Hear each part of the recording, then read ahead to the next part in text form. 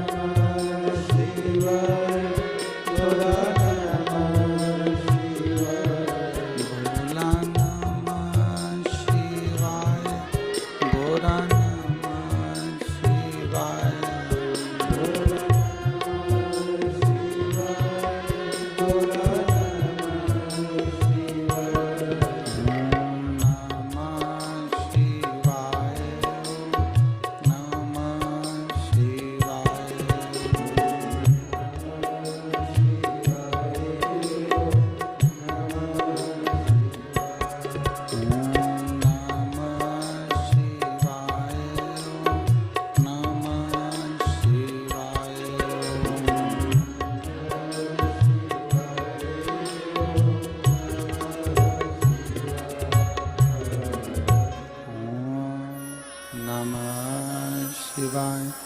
ओम नमः शिवाय। ओम नमः शिवाय। विश्वनाथ भगवान की जय।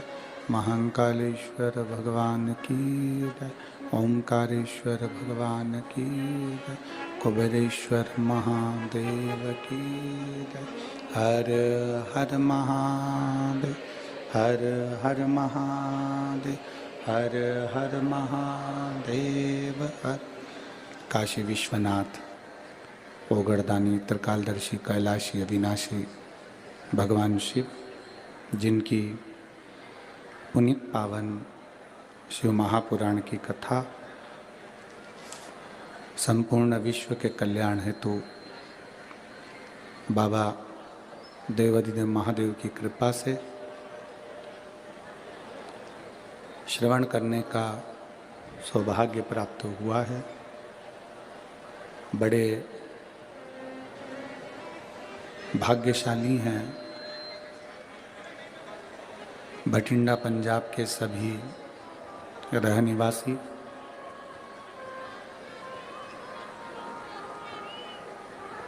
आवाज नहीं जा रही है।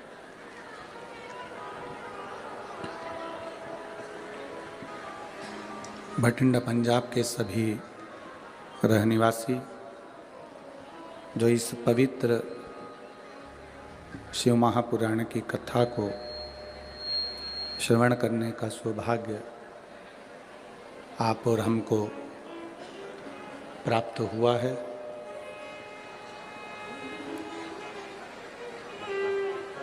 कथा के मुख्य आयोजक के रूप में श्री बांके बिहारी सेवा समिति भटिंडा पंजाब, कथा के मुख्य यजमान श्री अमरजीत जी मेहता पंजाब क्रिकेट एसोसिएशन एवं समाज सेवी भटिंडा पंजाब से, बांके बिहारी सेवा समिति एवं सभी कथा में पधारे हुए भक्तों का बहुत बहुत भाव से स्वागत।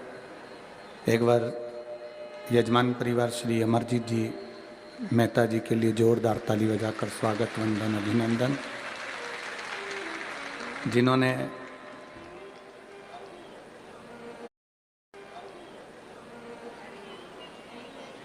उधर चिल्ला रहा है ना, आवाज नहीं आ रही है। एलईडियाँ नहीं चल रही हैं। एलईडी वाले भैया एलईडी चालू करिए। एलईडियाँ चालू करिए।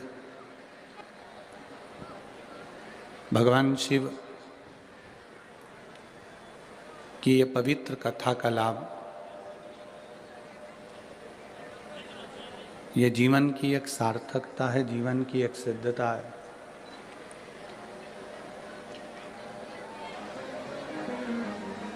शरीर मिल जाना एक अलग विषय है। शिव महापुराण की कथा कहती है कि ये शरीर मिल गया, पर उस शरीर के मिलने के बाद में जो भगवान की अविरल भक्ति है,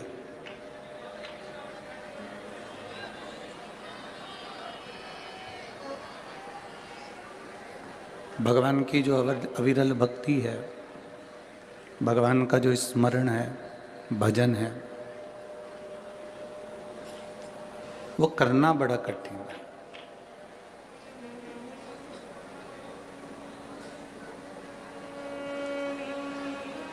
तिरासी लाख 99,999 योनियां काटने के बाद में ये 84 लाखवें नंबर की योनि ये मनुष्य की देह है, ये मानव का शरीर है।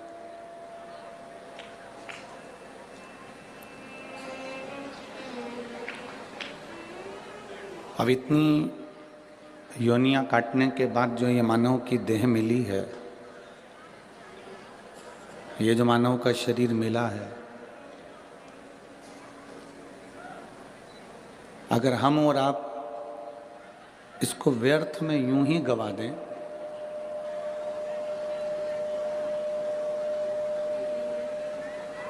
तो फिर संसार में जन्म लेने का फिर कोई कार्य ही नहीं रहा। भगवान देवाधिदेव महादेव माता पार्वती जी से कहते हैं, भगवान शिव माता पार्वती जी से कहते हैं कि पार्वती, अगर मानव का शरीर ये वो शरीर है जिस शरीर को पाने के बाद में हम पूर्व में जितने जितने हमने पाप किए होते हैं, जितने जितने हमने गलत कर्म किए होते हैं, जितने जितने हमने बेकार कर्म किए होते हैं, वो सारे के सारे कर्म हम केवल मानव का शरीर प्राप्त कर कर और भगवान का नाम लेकर इस शरीर के द्वारा भगवत भजन कर कर उस पूर्व के किए हुए सारे पापों को हम एक क्षण में समाप्त कर जाते हैं। वो केवल एक मानव का शरीर है और उसका भजन है। इस को पाने के बाद में भगवान के भजन को करना बहुत जरूरी है।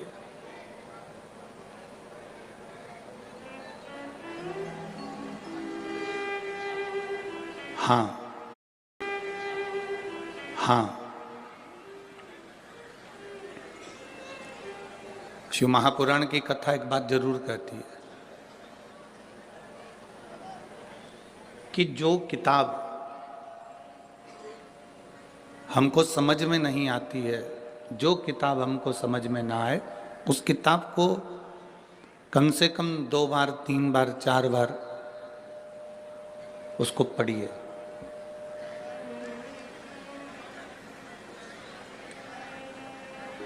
जो किताब हमें समझ में ना आए उसको हम 3-4 बार पढ़ें, समझ में जरूर आए।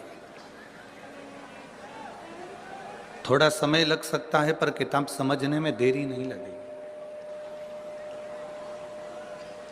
शिव पुराण कहती है जो किताब हमें समझ में ना आए उसको 3-4 बार अवश्य पढ़ें तो किताब हमारी समझ में आ जाती है। उसी तरह शिव की भक्ति है।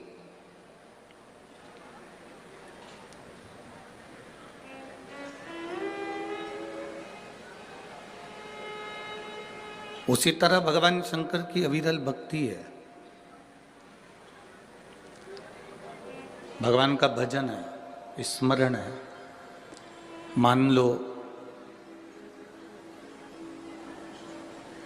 आपके चित्त में, आपकी वृत्ति में, आपके मन में अगर शंकर की भक्ति विराजमान हो ही नहीं रही है, आप अथक प्रयास कर लें,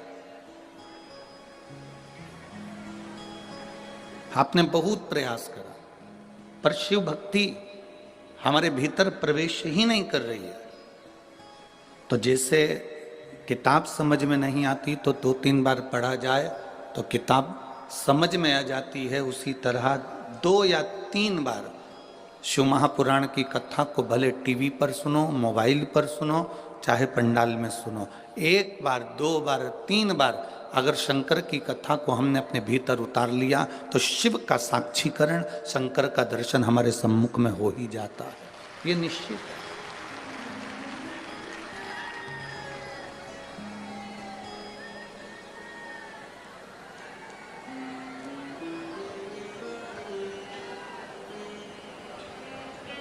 एलईडी नहीं चल रही है कि आवाज नहीं आ रही है?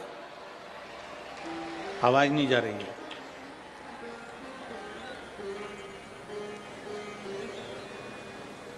एलईडी वाले भैया एलईडी चालू करिए और पीछे की आवाज बढ़ाइए।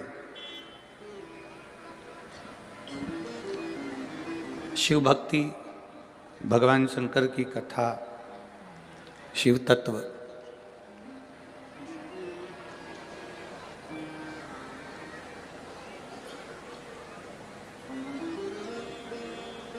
भगवान शिव की कथा, ये भगवान को प्राप्त करने का एक साधन है। भगवान की अविरल भक्ति को प्राप्त करने का एक साधन है। एक बड़ा सुंदर संवाद शिव महापुराण की कथा में आता है, आप लोग पहले भी श्रवण किए हैं।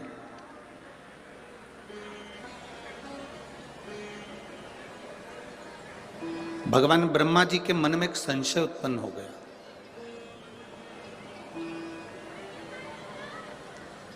और ब्रह्मा जी के मन में जो संशय उत्पन्न हुआ, ब्रह्मा जी के मन में जो संशय आया, वो संशय ब्रह्मा जी ने भगवान विष्णु से कहा कि प्रभु,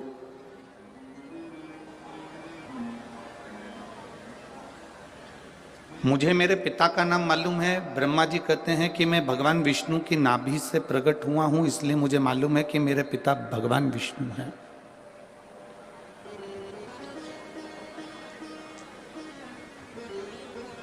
मेरे पिता भगवान विष्णु हैं, ये मैं जानता हूं। ये ब्रह्मा जी कह रहे हैं कि मुझे मेरे पिता का नाम मालूम है कि मेरे पिता भगवान विष्णु हैं, क्योंकि मैं कमल के पुष्प पर नाभि से प्रकट हुआ।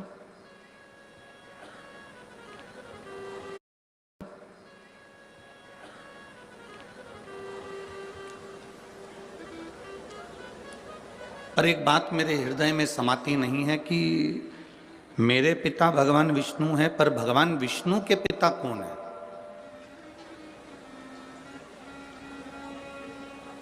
भगवान नारायण के पिता का नाम मैं नहीं जानता, मेरे दादाजी का नाम मैं नहीं जानता। भगवान ब्रह्मदेव कह रहे हैं ये बात, भगवान ब्रह्मा जी कह रहे हैं।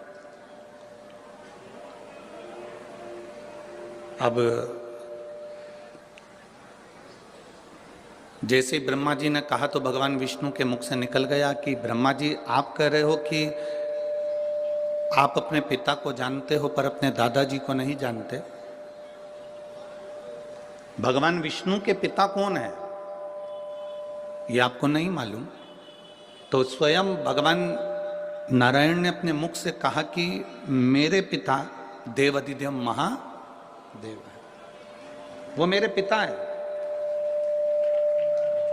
ये भगवान विष्णु कह रहे हैं कि मैं अपने पिता का नाम जानता हूं, मेरे पिता देवाधिदेव महादेव है।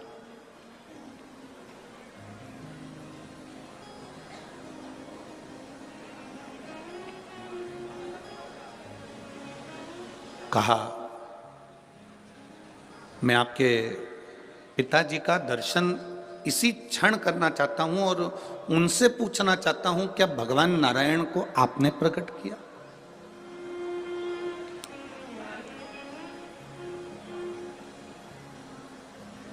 क्या भगवान नारायण को प्रकट करने वाले आप हो? मैं उनसे पूछना चाहता हूं। शिव महापुराण की कथा कहती है कि शिव की कथा और मनुष्य की व्यथा, ये दोनों का अंत कभी नहीं हो सकता, ये निरंतर चलती ही रहती है। कथा भी चलती रहती है और मनुष्य की व्यथा भी चलती रहती है। कथा भी चल रही है और व्यथा भी चल रही। मनुष्य की व्यथा, मनुष्य की समस्याएं, मानव जीवन में जो टेंशन है, हमारे जीवन में जो व्यथाएं हैं, ये कभी समाप्त नहीं होती।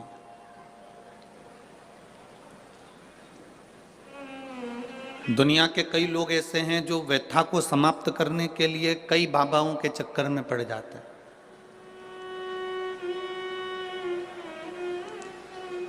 ना जाने कितने कितने जगह पर आप लोग पहुंच जाते हो और वहां जाकर कह देते हो कि हमारे जीवन में ये संकट है, इसको टाल दीजिए, हमारे जीवन में ये कष्ट है, इसको मिटा दीजिए। शिव महापुराण की कथा कहती है, हमें किसी आडंबर की ओर, अंधविश्वास की ओर हमें नहीं जाना। ऐसा संसार में कोई नहीं जन्मा जिसके जीवन में दुख नहीं आया।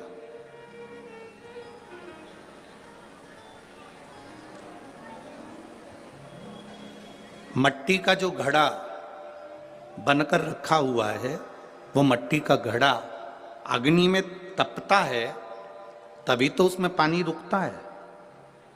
अगर मट्टी के घड़े को अग्नि में नहीं तपाया जाएगा, मट्टी के घड़े को अगर अग्नि में नहीं तपाएंगे तो उसमें पानी नहीं भर सकते। वो घड़े में पानी डालोगे तो घड़ा टूट जाएगा। घड़े में अगर पानी भरना है, मट्टी के घड़े में अगर जल भरना है तो घड़े को तपना पड़ेगा।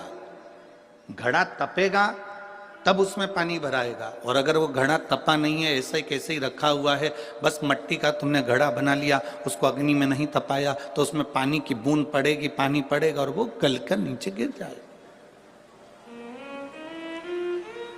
घड़ा तपता है तब उसमें पानी ठहरता है।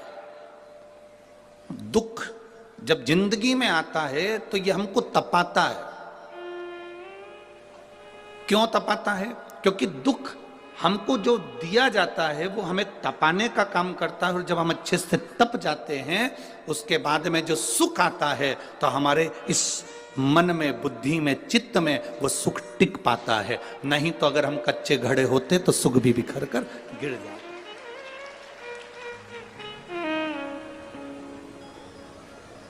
वो सुख भी समाप्त हो जाता। क्या राम जी की जिंदगी में दुख नहीं आया? क्या भगवान कृष्ण के जीवन में दुख नहीं आया?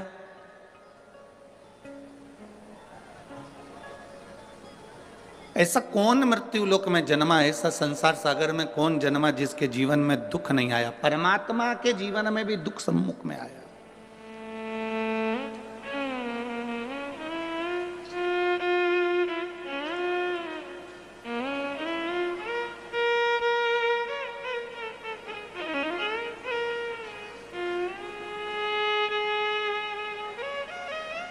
एक बात हमने बहुत पहले कथा में कही थी, आपके स्मरण में अगर होगा, जितने लोग टीवी पर कथा सुनते होंगे उनके स्मरण में होगा।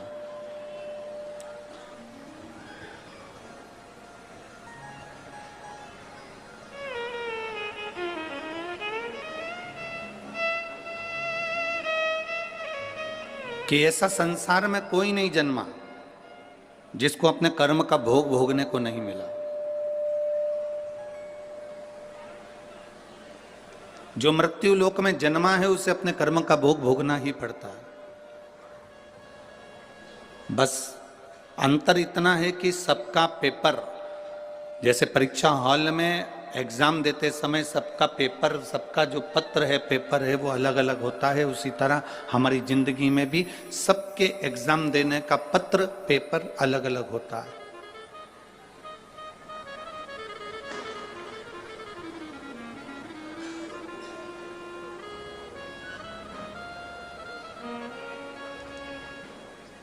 आप माता पिता की सुने ना सुने, आप गुरु की सुने ना सुने, आप भगवान को प्रणाम करें ना करें, आप मंदिर जाएं ना जाएं, आप सत्संग में जाएं ना जाएं, आप किसी गुरुवाणी को स्मरण करें ना करें, पर इतना जरूर याद रखना कि अपने कर्म का भोग मनुष्य को भोगना जरूर पड़ता है। उसको कोई नहीं टाल सकता।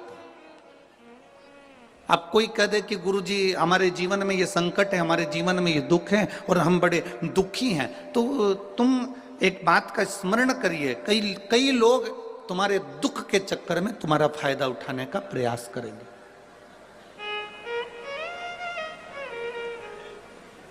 संसार के कई लोग ऐसे हैं जो तुम्हारे केवल दुख का फायदा उठाने का प्रयास करेंगे, पर ना। शिव महापुराण की कथा कहती है, अगर जिंदगी में समस्या है, राम जी के जीवन में दुख आया तो उन्होंने रामेश्वर धाम की स्थापना करी और भगवान शंकर की पूजन करके लंका पर चढ़ाई करी। भगवान कृष्ण की 16,108 रानियां थी, एक भी रानी से औलाद नहीं हुई भगवान कृष्ण के यहाँ। 16,108 रानी से जब संतान नहीं हुई, तब भगवान कृष्ण ने गर्गाचार्य बाबा के कहने पर एक एक रानी के साथ बैठकर 11-11 दिन तक भगवान शंकर का अनुष्ठान किया। तब शिव जी ने प्रसन्न होकर, प्रकट होकर भगवान कृष्ण को वर दिया कि तुम्हारी एक एक रानी के साथ तुमने 11-11 दिन तक बैठकर भगवान शंकर की आराधना करी है, तो मैं तुम्हें वर प्रदान करता हूं कि तुम्हारी एक एक रानी से 11-11 संतान होगी। 10 छोरा 1 छोरी, 10 बेटे 1 बेटी। भगवान कृष्ण की 16,108 रानियों से इतनी संतान उत्पन्न हुई। 1,77,186 संतान भगवान शंकर की कृपा से भगवान कृष्ण के घर में हो गई। ऐसा कौन है जिसके जीवन में दुख नहीं है?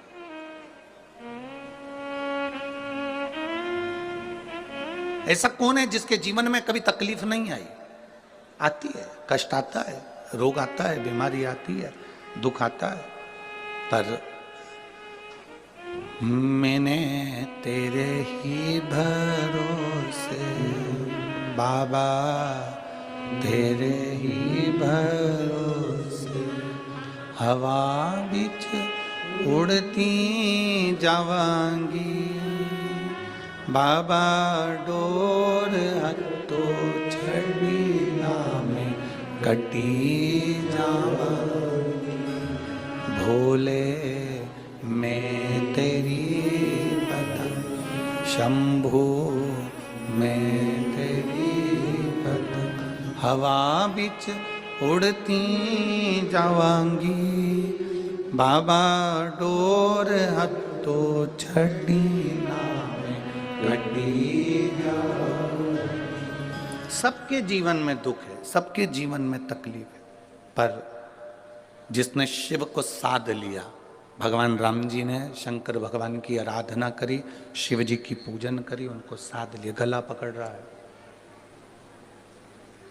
भगवान शिव की आराधना भगवान राम जी ने करी, शिव को साध लिया, तो उनकी जिंदगी सार्थक हो गई। भगवान कृष्ण ने भगवान शिव की आराधना करी, साध लिया, उनका जीवन सुखमय हो गया।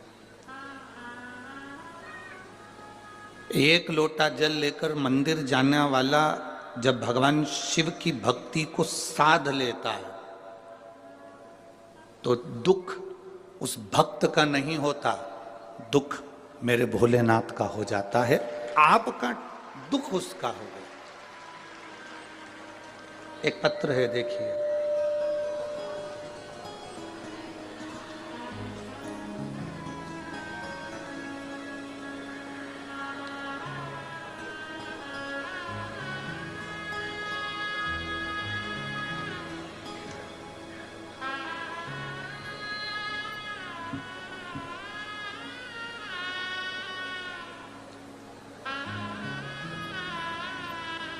मेरा नाम प्रीति शर्मा, गांव रोडी,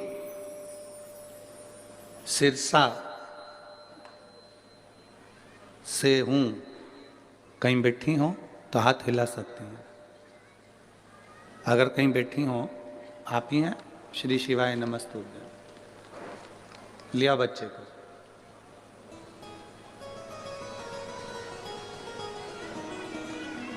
गुरुदेव, मेरा नाम प्रीति शर्मा है, गांव रोडी, सिरसा से हूं। मेरी शादी को कई साल निकल गए। इंतजार करते करते करते करते संतान के सुख के लिए मैंने 5 साल इंतजार करा, 5 साल तक भी संतान नहीं हुई। 6 साल निकल गए, 7 साल निकल गए। 8 साल निकल गए, 9 साल निकल गए, 10 साल निकल गए, पर संतान का सुख नहीं हुआ। ऐसा कोई डॉक्टर नहीं था, हरियाणा का भी, पंजाब का भी, राजस्थान का भी और दिल्ली तक मैंने डॉक्टरों को दिखाया, पर संतान का सुख नहीं आया। टेस्ट भी करवाए, संतान का सुख नहीं आया। 11 साल निकल गए, 12 साल निकल गए, पर संतान का सुख नहीं आया गुरुदेव। तब मेरे जीजाजी ने बताया कि, मेरे जीजाजी का नाम संदीप शर्मा है, उन्होंने बताया कि टीवी पर कथा आती है, एक बार तू आसन बिछा के दिल से बाबा देवादिदेव महादेव की कथा को श्रवण कर। गुरुदेव, उस समय आपकी कथा चल रही थी और मैंने टीवी खोलकर 1 बजे से 4 बजे तक कथा का रसतत्व ग्रहण करा। मैं बाबा का क्या गुणगान करूं गुरुदेव। मंदिर जाना मैंने उसी दिन से प्रारंभ करा और शिव जी को जल चढ़ाना प्रारंभ करा। मैंने बाबा से प्रार्थना करी कि मैंने सारे डॉक्टरों से इलाज करवा लिया, टेस्ट भी करवा लिया, पर मुझे औलाद नहीं हुई है बाबा, आप कृपा करना। सफेद आंकड़े की जड़ को तुमरुका जी का नाम लेकर कमर में बांधा, एक बेलपत्री को रोज खाना प्रारंभ करा, शिव जी पे जल चढ़ाना प्रारंभ करा।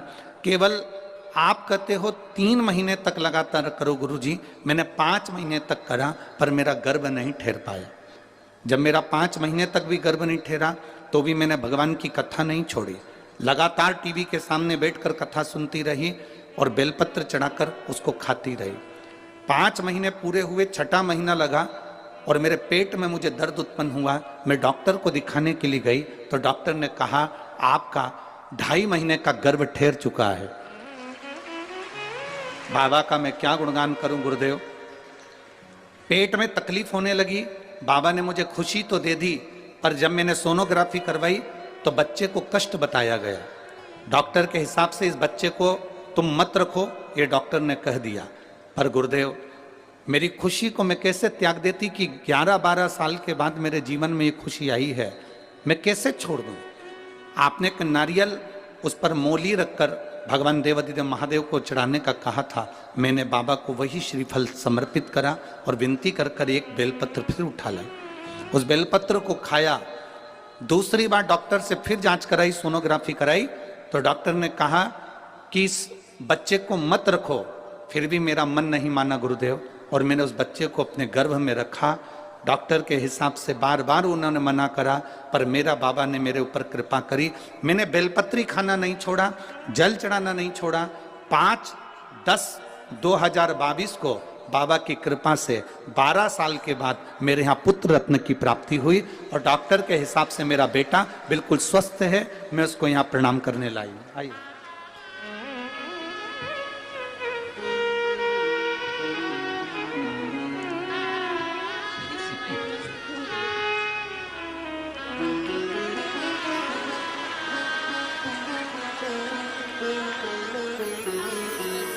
प्रणाम करो।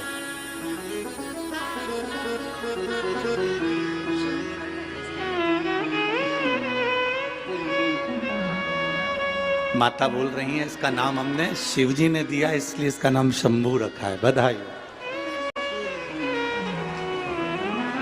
अरे तेरा ही दिया मैंने खाया पिया है, तेरा शुक्रिया है, तेरा शुक्रिया है।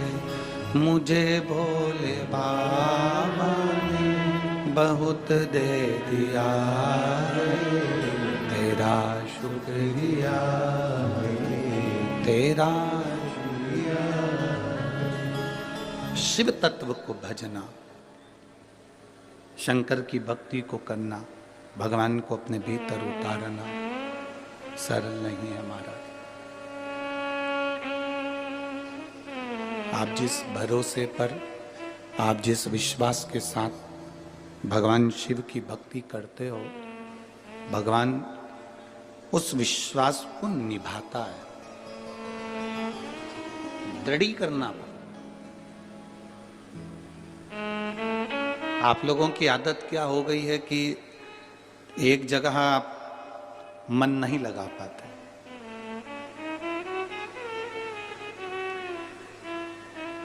एक गुरुजी ने दो चेले को भेजा कि मुझे प्यास लगी है, पानी लेकर आ और कुआं खोद के लाना। एक चेला कुआं खोदता गया, 15-20 फीट कुआं खोदा, उसमें पानी नहीं निकला। उसने दूसरा कुआं खोदा, उसमें पानी नहीं निकला। तीसरा कुआं खोदा, उसमें पानी नहीं निकला। चौथा कुआं खोदा, उसमें पानी नहीं निकला। और एक चेला कुएं को खोदता गया, खोदता गया, खोदता गया, आखिरी में उसमें पानी निकला। वो गुरुजी के लिए लेकर आ गया, वो गुरुजी के लिए जल लेकर आ गया। एक चेला 15 फीट यहाँ कुआं खोदा, 20 फीट वहां खोदा, 25 फीट वहां खोदा, 60 फीट वहां खोदा, 100 फीट वहां खोदा, 200 फीट वहां खोदा, 300 फीट वहां खोदा, पानी नहीं निकला। और एक शिष्य ने एक ही जगह पर नीचे तक खोदता गया, खोदता गया, खोदता गया, पानी तो निकलेगा ना। बस आपको भी ये कथा अपने भीतर उतार लेना है। हमारी आदत पड़ गई है, यहां से काम नहीं हुआ वहां पहुंच, यहां से नहीं हुआ वहां पहुंच गए, वहां से नहीं हुआ वहां पहुंच गए। 25 जगह कुएं खोद लिए पर पानी नहीं निकला। आपसे निवेदन है, एक ही जगह दिल लगा लेते, एक ही जगह भगवान की भक्ति में इतना चित्त, इतना विश्वास पक्का कर लेते तो कुएं में से पानी निकल ही जाता, ये निश्चित है। आप भरोसा दृढ़ करो ना, आप विश्वास पक्का करो, आपका दृढ़ता पक्की करो, विश्वास पक्का करिए, भरोसा पक्का करिए। और जितना जितना विश्वास पक्का होगा, जितना जितना भरोसा पक्का होगा, उतना उतना शिव तुम्हारे करीब में होगा, उतना उतना शिव तुम्हारे नजदीक में होगा। आप भरोसे को दृढ़ बनाने का प्रयास करो। भगवान विष्णु से पूछा, भगवान ब्रह्मा जी ने, तुम्हारे पिता शिव जी हैं? हाँ। मैं कैसे मान लूं कि तुम्हारे पिता शिव जी? कई लोग आपको मिलेंगे और कहेंगे एक लोटा जल चढ़ाने से क्या सारी समस्या का हल हो सकता है? क्यों नहीं? मानो तो मैं गंगा मां हूं और ना मानो तो बहता पानी। आप मानोगे तो गंगा है, ना मानोगे तो बहता हुआ पानी।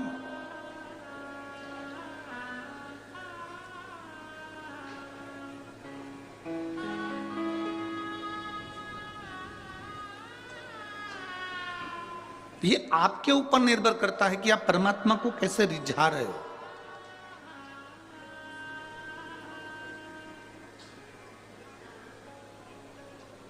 महाराज,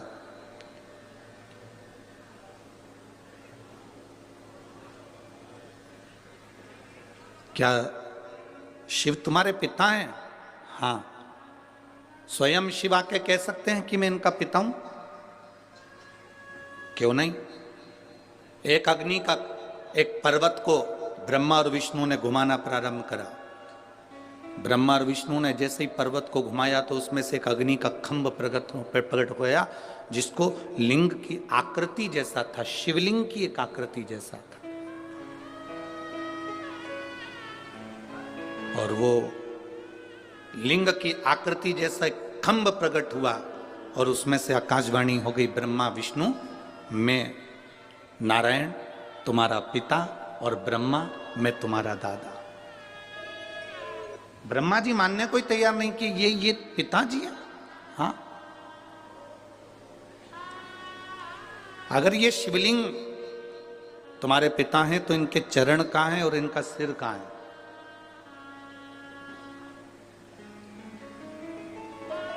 जिस शिवालय में आप जल चढ़ाने के लिए जाते हो, जिस शंकर जी के मंदिर में आप जल चढ़ाने के लिए जाते हो, उस शंकर जी के शिवलिंग में कोई तुमसे पूछे कि इसका चरण कहां है, इसका सिर कहां है, तो आप बता नहीं सकते, क्योंकि शिव महापुराण की कथा कहती है कि एक एक कण कण में, एक एक कण कण के अंदर मेरा शंकर का वासा है। तुम्हारी मर्जी पड़े जहां से तुम उसको प्रणाम कर लो, वो वहीं से प्रकट होकर तुमको दर्शन दे देता है। उसको उसका स्थान नहीं ढूंढा जाता कि आगे कहां पीछे कहां।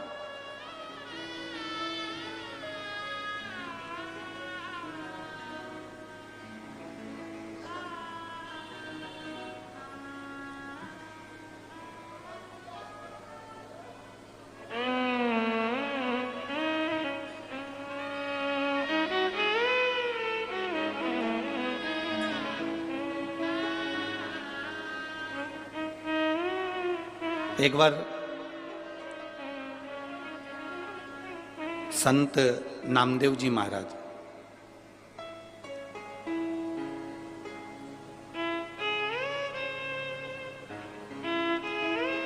ये पंजाब की पवित्र भूमि पर आ गए।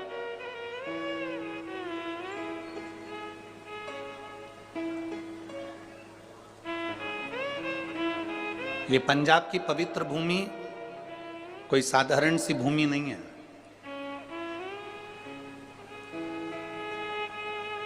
शंकर भगवान को अगर प्राप्त करना है, बद्रीनाथ हो, केदारनाथ हो, कैलाश पर्वत हो, श्री खंडेश्वर महादेव हो, केदारेश्वर महादेव हो, भगवान शिव की प्राप्ति अगर करना हो तो ये पंजाब की भूमि कोई साधारण भूमि नहीं है, संतों की पवित्र भूमि है और यहां से शंकर की यात्रा प्रारंभ होती है। यहां से शिव की प्राप्ति का केंद्र बिंदु है ये पंजाब की धरा।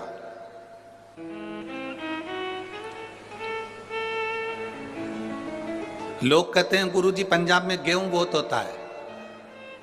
हम कहते हैं पंजाब में गेहूं से ज्यादा संत बहुत होते हैं। अगर ढूंढने निकलो तो संतों की प्रागट्यता ज्यादा है।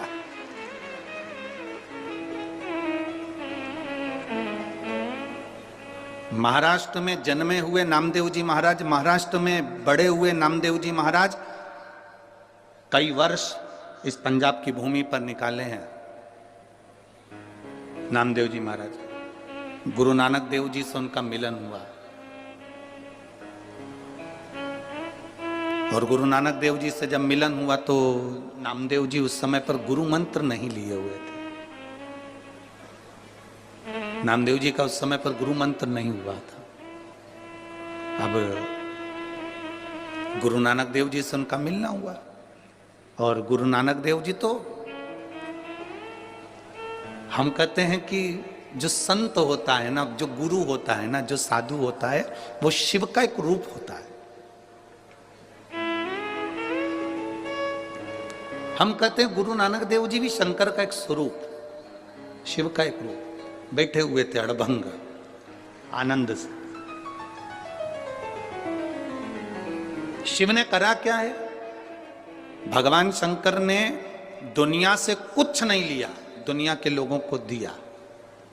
आज भी गुरु नानक देव को मानने वाले जितने सिख समाज के लोग हैं, जितने सिख धर्म के लोग हैं, ये दुनिया से लेना नहीं जानते, ये दुनिया को देना जानते हैं। आज भी आप किसी भी गुरुद्वारे में चले जाओ, वहां लंगर चलता मिलेगा। आप किसी भी गुरुद्वारे के दरवाजे पर पहुंच जाओ, आपको वहां विश्राम मिल जाएगा। आप किसी भी गुरुद्वारे के सम्मुख में पहुंच जाओ, वहां आपको भरपेट भोजन मिल जाएगा। वहां यह नहीं पूछा जाता कि आप ब्राह्मण हो कि क्षत्रिय हो कि वैश्य हो कि शूद्र हो। वहां तो गुरु के दरवाजे पर आ गए, मतलब गुरु के आप बनकर आए हो, मतलब गुरु के हो आप। वहां यह नहीं पूछा जाएगा कि आप ब्राह्मण हो कि क्षत्रिय हो कि वैश्य हो कि शूद्र हो। वहां गुरु के होकर आए, गुरु के द्वार आए हो, गुरुद्वारे तक आए हो, तो वहां गुरु का दरवाजा। और हमको बहुत अच्छा लगा इस भटिंडा पंजाब में भी सिख समाज के लोग, सिख धर्म के लोग चारों तरफ इस ग्राउंड के आसपास में खूब सेवा कर रहे हैं और खूब प्रेम से सेवा में लगे हुए हैं। मैं धन्यवाद देता हूं सारी सिख समाज को, बहुत बहुत धन्यवाद है, साधुवाद है।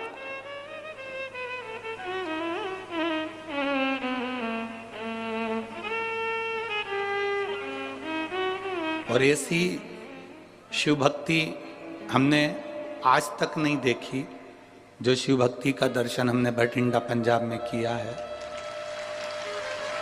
देखिए, सारी सूचना, हम तो बाहर निकलते नहीं हैं और आपको भी मालूम होगा 3-4 दिन हम किसी से मिलते नहीं हैं। हमारे ये यजमान परिवार से भी पूछना, जिस कमरे में हम हैं उस कमरे में हमारा भजन है, हमारे भोलेनाथ की सेवा, ठाकुर जी की सेवा, अपना पाठ, पूजन, स्मरण। यजमान परिवार से भी हम नहीं मिलते कि उनसे मिलना हो हमारा, ना भजन हो। 3-4 दिन किसी से नहीं। पर जब जजमान, जितने लोग यहाँ आते हैं कथा सुनने वाले, इनके रिश्तेदार, जब यहाँ के फोटो वीडियो और अन्य बातें लिखकर सीहोर भेजते हैं ऑफिस में, तो वहाँ मालूम पड़ता है, फिर वहाँ से सूचना आशीष जी के पास आती है, फिर आशीष हमको बताते हैं कि गुरुजी इस भटिंडा के जहाँ कथा स्थल है इसके आसपास में जितनी होटलें बनी हुई है, उन होटलों में भी होटल के मालिकों ने अपनी अपनी होटलें खोल दी और मात्र 100-200 रुपए में रहो भी, खाओ भी, सो भी, स्नान भी करो, गर्म पानी भी दे रहे हैं और व्यवस्था भी दे रहे हैं। इतने मैं भटिंडा पंजाब के एक एक भक्तों को, शिव भक्तों को बहुत बहुत साधुवाद देता हूं कि आपकी भक्ति बड़ी विचित्र है, बड़ी भक्ति विचित्र। ये प्रेरणा है संपूर्ण विश्व के लिए, ये प्रेरणा है संपूर्ण भारतवासियों के लिए। कमाने के लिए जिंदगी पड़ी है, पूरे जीवन सुबह 9 बजे से लेकर रात्रि को 10 बजे तक अपनी दुकान पर बैठकर कमाओगे, आखिरी में अपनी पत्नी और बच्चों को देकर जाओगे और इतना बड़ा फोटो दीवार पे टंगा जाएगा और उसमें होएगा जाएगा कुछ नहीं, केवल स्माइल देते मिलोगे और प्लास्टिक के फूल की माला तुम्हारे ऊपर टंगी होगी।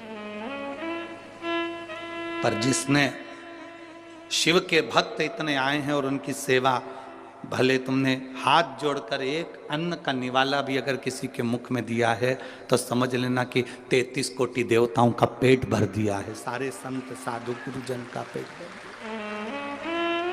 करो सेवा, करो।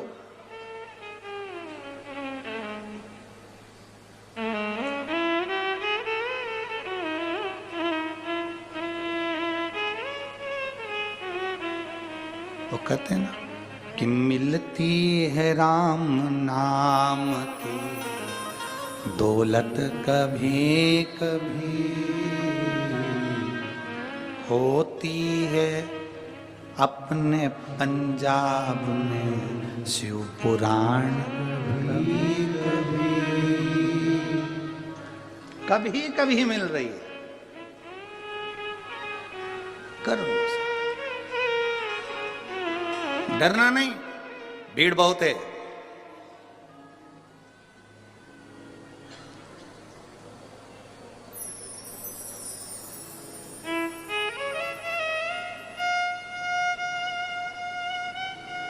कल कोई कह रहा तो गुरुजी हमारे भटिंडा में आज तक जाम नहीं लगा और तुम्हारी कथा हुई और पहले दिन जाम लग गया।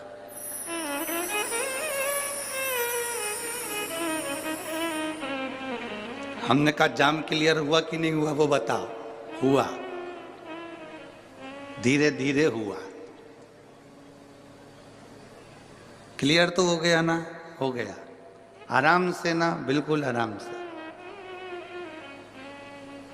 हमने उनसे कहा तुम चिंता मत करो, भोलेनाथ की कथा अगर थोड़ा बहुत जाम लगाती है तो ये बताती है कि तेरी जिंदगी भी ऐसी जाम चल रही थी पर मैं क्लियर कर दूंगा, तो चिंता मत करना।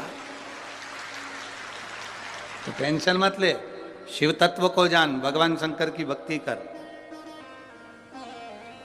घबराना नहीं है।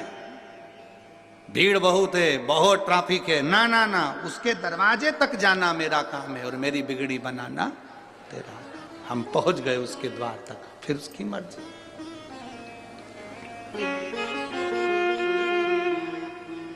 अब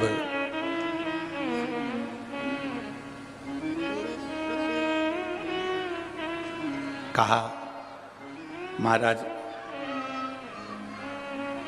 बड़ी बोल्ड आवाज है, भगवान बड़ी कृपा है। कहा भगवान देवादिदेव महादेव प्रकट होकर कहते हैं कि ब्रह्मा तुम मेरे पोते हो और भगवान विष्णु तुम मेरे पुत्र हो, तुम मेरे बेटे हो। शिवलिंग का कोई सिर दिखता है क्या? नहीं। शिवलिंग का कोई चरण दिखता है क्या? नहीं। संत नामदेव जी ने गुरु नानक देव जी से भेंट करी और भेंट करी तो गुरु नानक देव जी आराम से लेटे हुए थे, विश्राम कर रहे थे और संत नामदेव जी आए तो उठ के बैठ गए। दोनों की भेंट हो गई, दो संत आज मिल गए। गुरु नानक देव जी ने पूछ लिया नामदेव जी से, आपने गुरु मंत्र लिया है? नहीं, अभी नहीं लिया। मतलब आप भटक रहे हो? अगर गुरु मंत्र तुम्हारा हुआ होता तो तुम भटकते नहीं। गुरु नानक देव जी ने विश्वा थिएटर जी के पास में नामदेव जी को भेज दिया।